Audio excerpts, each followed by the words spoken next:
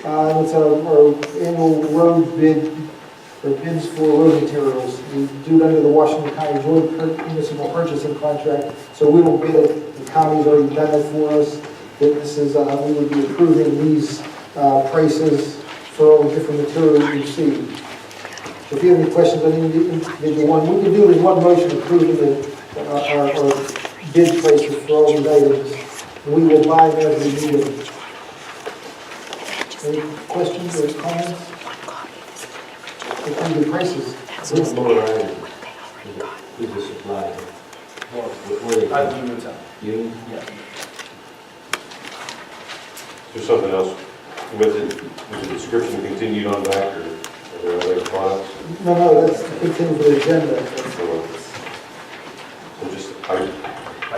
And stone. That's what we kind of buy. Any other questions? A motion to approve, authorize that bid. I'll make a motion. Been moved and seconded. Those in favor signify by saying aye. Aye. The motion carries. For number 92, 2016, it's our ordinance number 1, 2016. It only get back to 1. As we move the deadline. All right. So this is still number 1 then? Yes. All right. So we haven't even done one yet. You didn't correct me before. All right, for our ordinance number 1, 2016, it's part of the Unified Development Ordinance. It's specifically in the Southpointe, the Special Development District. And again, just a quick explanation for everybody. In conventional zoning, according to our municipal planning code, that's the law we have to zone by. Every property has a zoning classification. And in, say, if you have owned property in residential, you know that somebody can't put a commercial building in your same type of zoning. So likewise, if you own commercial property, you don't have to worry about somebody putting an industrial use right next to you in your commercial zoning. The regular zoning doesn't allow somebody to put a more severe use in a lower classification zone. Well, Southpointe's its own separate animal. It's just called Special Development District. So there's 3 categories in special district. There's a residential, a commercial, and industrial, just like there is in regular zoning. But the uses in there didn't really have any kind of protection under the MPC. So technically, you could have a residential home here, and somebody could just put an industrial use right next to you. So this kind of brings it in line. If it's kind of a quasi-zone, then it brings zoning protection to all the property in Southpointe also, that they know something more severe won't come next to them. That's basically this zoning amendment in a nutshell. So any questions or any more questions? We've had several hearings on this, and it really hasn't changed any. Is there a motion to... I have one question, or is this used elsewhere, or how popular is it throughout other municipalities? There are no other special districts like this. No other South Fayette, Bridgeville, Washington, It's unique, and it was because it used to be state property. The state sold Western Center property to the county, so it was a county development. They used a private developer to actually physically do the selling of the lots, but it was a public-private partnership. They needed that type of zoning because it's a unique development with a golf course through it. And, it's just this was before my time too. They created a special, we call it special development district. And that was just kind of an oversight on giving those people some protection. So, any other questions?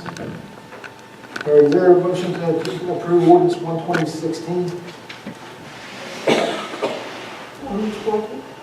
1-2016.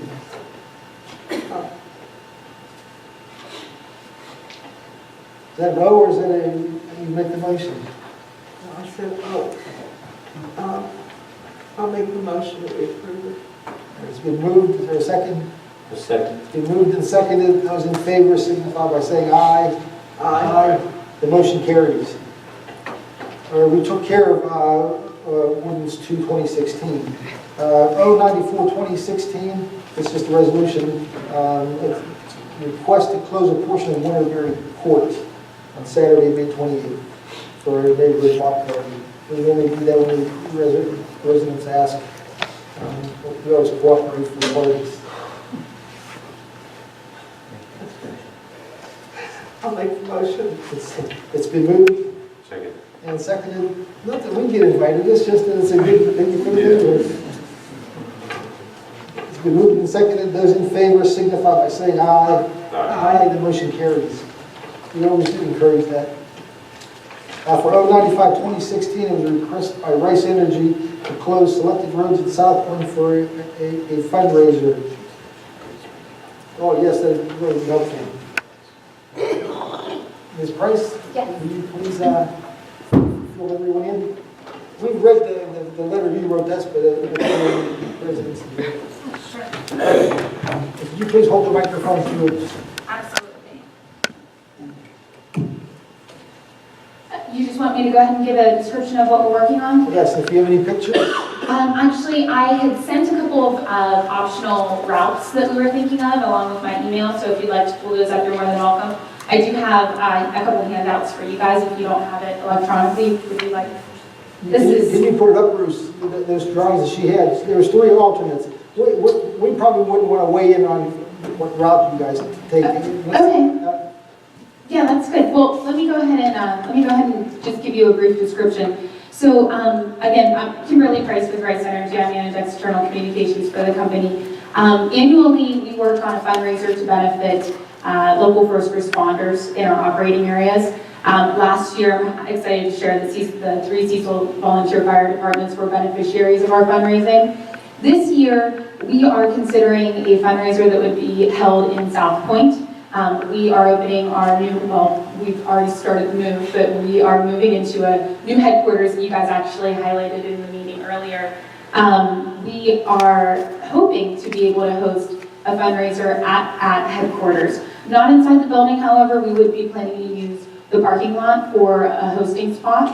And then what we're potentially planning is a walkathon. So something that would involve all members of the community, starting on a Saturday morning, likely starting officially at around 9:30 or 10 a.m. and lasting through noon. I think that the crowd will probably flush out before 2 p.m. Ultimately, my reason for coming to the board today is simply to ask for approval to go ahead and work with the police station here and close some of these roads so that we can use them appropriately for the fundraiser, for the walk.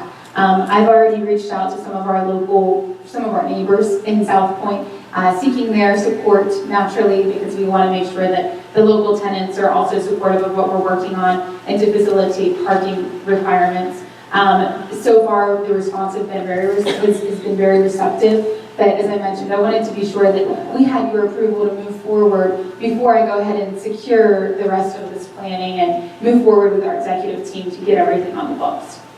Tentative date, like I mentioned, is July 30th, and there is nothing else planned to this point in Southpointe that day. Well, Bruce, will you be able to bring that up, Bruce? Oh, would you like to just? Oh, sure. That is Route 1. They're all located within the streets in Southpointe too. Yes, yes. And really what we were looking for was a 1-mile loop, hoping that the people participating could go around as many times as they like, but if you can only walk 1 mile, then you can finish at 1 mile. Ideally, the way this fundraiser would work is that we are able to award funds for every mile walked. The intention would, of course, be for everyone to walk several miles so that we can continue to raise funds. Bruce, we're not going to be able to get it. A little technical difficulty, I'm sorry. You know, I have the email open right here that I had shared. If you'd like, I can go ahead and Sure. forward it.